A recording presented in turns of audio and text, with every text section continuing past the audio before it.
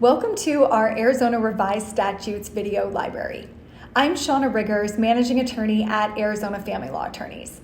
My goal is to take this somewhat dry information, make it a little bit more entertaining, and also provide you with information regarding the laws that are applicable to dissolution, parenting time, custody, child support cases here in Arizona.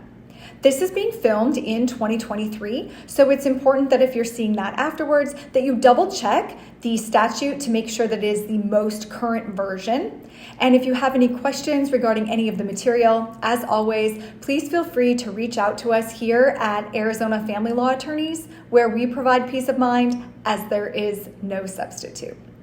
I'm going to read this statute and then at the end I'll discuss it. If you have questions, reach out to me directly.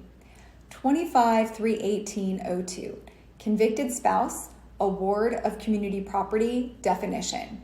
A, in an action described in 25-318, subsection A, the court shall not award any community property to a convicted spouse. B, if one spouse is required to make ongoing installment payments to a convicted spouse pursuant to a division of property as described in subsection 25-318, the spouse making the installment payments may petition the court to modify or cancel that ongoing payment. C, for the purposes of this section, convicted spouse means a person who is convicted of an offense and who is sentenced to at least 80 years in prison or to life in prison with or without the possibility of parole. This statute is basically going to protect the other spouse, the person paying. If the other person receiving goes to prison for life, those installment payments are going to be ended by the court.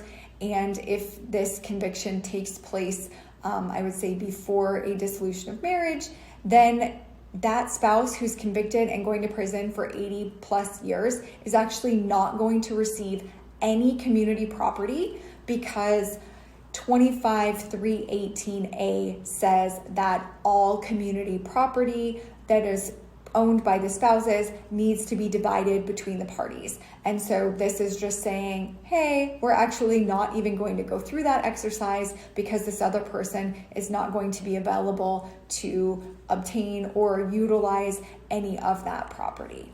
I thankfully haven't had to address this personally in my professional career, and I think it's probably a little used statute, but in the event that there is some catastrophic crime that is convicted by one of the parties, this statute is meant to protect the other person.